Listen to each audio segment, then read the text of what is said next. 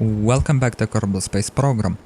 Today's episode isn't going to be a little shorter than usual due to the technical error which I experienced during the production. For unknown reason, my game crashed during the mission and the whole footage before that wasn't actually saved to hard drive. So yeah, I did the whole mission, almost all of it, got the ship to the EVE and into the orbit around the EVE, and at that point the things went bad.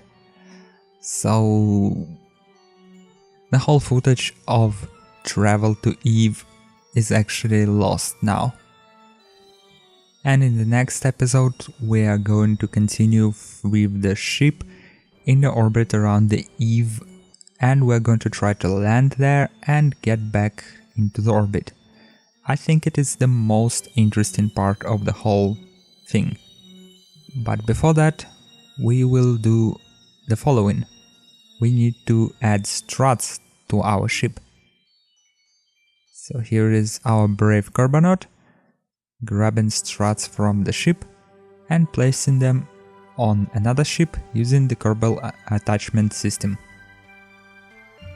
And for you, the video is pretty smooth, but in reality it lags pretty badly. As you can see, the timer in the upper left corner is yellow.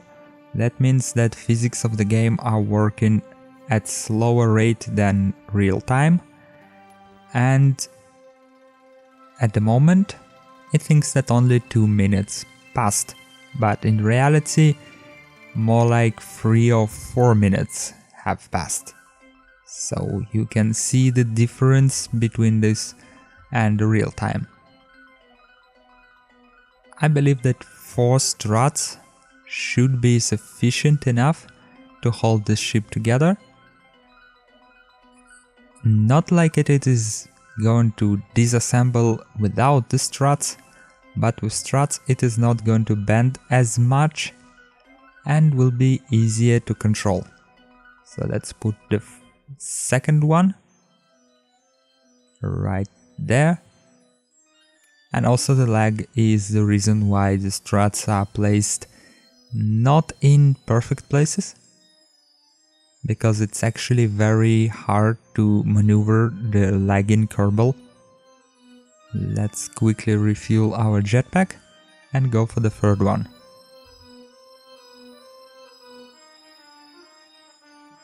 And during the mission, the footage that was lost, I was actually trying to produce antimatter on our ship, but for some reason it wasn't working. I'm not sure why. It got everything required. There is a container for the antimatter, there is energy input from the microwave beam, but for some reason laboratory just doesn't produce things. Maybe it should be directly connected to the laboratory? I don't know. If you do know, leave the comment in the section below. I would really appreciate it. So maybe in the end this whole idea is not going to work at all. Who knows? And let's go for the last strut.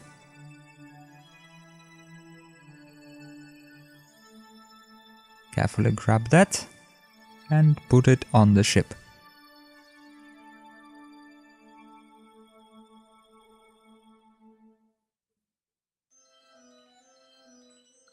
I think in the end, even if this ship doesn't work, the whole idea is quite interesting, and with some refinement it will probably work.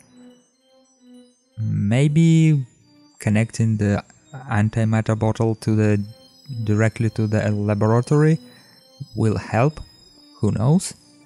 Maybe adding some antimatter collectors will work, but on the other hand I have no idea where to put them on this craft without making it even bigger and wider. So, of course another version would be to use fusion reactors to actually produce power and everything else, but that might be a little bit too heavy and also requires energy for jumpstart. So if you have any ideas, leave them in the comment section below. But for now, we see that our ship is much more rigid, and we're going to continue our exploration in the next episode. Once again, sorry for the issue with the current mission. There is literally nothing I can do about it. So let's watch the actual deorbit of this little capsule. And it might be some little consolation for the lost footage. And while the ship is burning, thank you all for watching. Remember to like, dislike and comment this video in the section below. My name is Darlock, and I will see you next time. Goodbye.